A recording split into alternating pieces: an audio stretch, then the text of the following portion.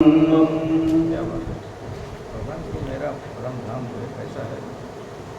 न तत् भास्यते सूर्यः न शशांकः न पावकः यदि गत्वा न निर्वर्तन्ते तद धाम परमं मम।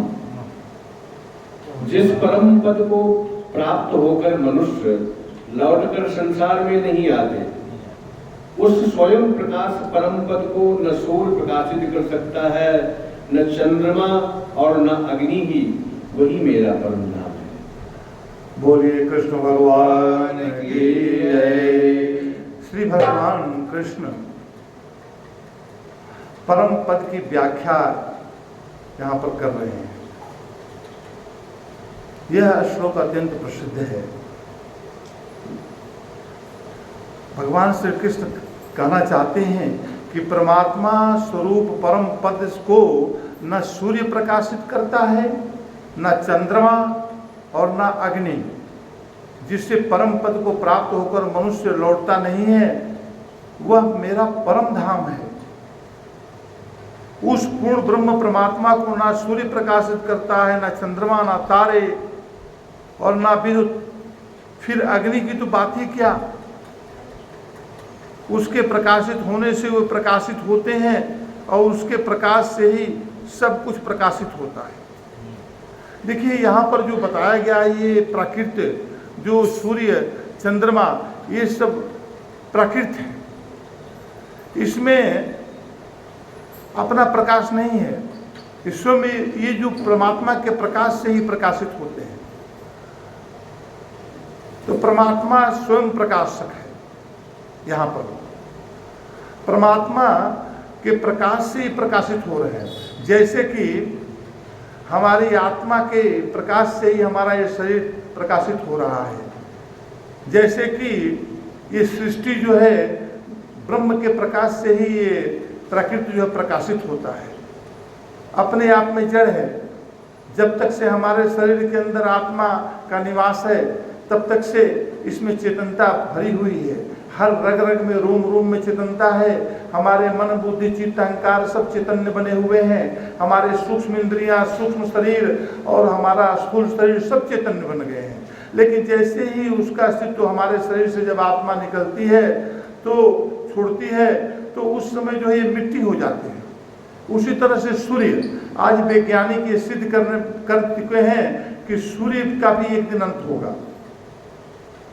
जो हम सब कहते हैं सूर्य भी अपने अंत स्थिति में जा रहा है। ये जितने ग्रह नक्षत्र तारे हैं, पृथ्वी, जल, अग्नि, वायु, आकाश, ये सब नश्वर हैं। ये सब आपका जो गुण है इनके अंदर, जो शब्द, स्पर्श, रूप, रस, गंध भरा हुआ है, ये परमात्मा की शक्ति से भरी हुई है। अपने आप में जड़ है, कुछ नहीं है। तो यहाँ पर भगवान श्री कृष्ण ये बताते हैं कि हम जो अपने आंखों के द्वारा ये संसार की सृष्टि को जो देखते हैं, उसमें सूर्य का मेन रोल है। सूर्य जो है, सूर्य के प्रकाश में ही हम इस संसार को देखते हैं। तो ये सूर्य का प्रकाश को संसार में देखकर हम सब सूर्य को प्रधानता जो देते हैं, तो सूर्य का प्रकाश जो है वो परमात्मा के प्रकाश से प्रकाशित हो रहा है। यहाँ पर इसी तरह से चंद्रमा, इसी तरह से अग्नि। कहते हैं अग्नि की तो बात ही क्या। अग्नि की बात इसलिए क्या कि अग्नि कभी प्रकट होती है, कभी जो है लुप्त रहती है। हर जगह अग्नि है, लेकिन वो प्रकट हो जाती है। जैसे ईश्वर प्रकट होता है, उस तरह से अग्नि भी प्रकट होती है अपने उपकरणों के माध्यम से। तो कहते हैं कि हर समय, सूर्य तो हर समय है, लेकिन अग्नि जब प्रकट होती है तब समझ में आता है कि अग्नि प्रकट है। तो इस तरह से कहते हैं कि इसकी बात क्या। कहते हैं कि परमात्मा ज्योति स्वरूप है, प्रकाश स्वरूप है, परमात्मा चैतन्य स्वरूप है और परमात्मा सूक्ष्म, अति सूक्ष्म है। इतना सूक्ष्म है कि अति सूक्ष्म माना गया है।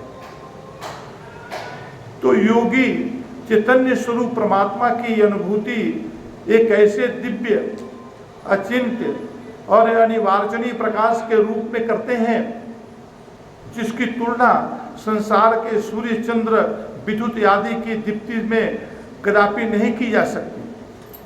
सूर्य, चंद्र आदि जड़ हैं तथा वे उसके प्रकाश से प्रकाशित होते हैं। उसे चक्षु से नहीं देखा जा सकता, ये आंखों से हम उसको नहीं देख पाते हैं। उसका दर्शन दिव्य दृष्टि के माध्यम से ही होता है, ज्ञान दृष्टि, दिव्य दृष्टि, ज्ञान दृष्टि, ज्ञान के माध्यम से ही हम उसका अनुभूति करते हैं। सूर्य आदि जड़ वस्तुओं का प्रकाश परम चैतन्य के प्रकाश की तुलना में अत्यंत तुच्छ है। अब जरा सोचे, यहाँ पर तुच्छता की बात आ रही है। सूर्य के प्रकाश जो है सारे सौर मंडल को प्रकाशित कर रहा है, उसको यहाँ पर बता रहे हैं भगवान श्री कृष्ण की तुच्छ है।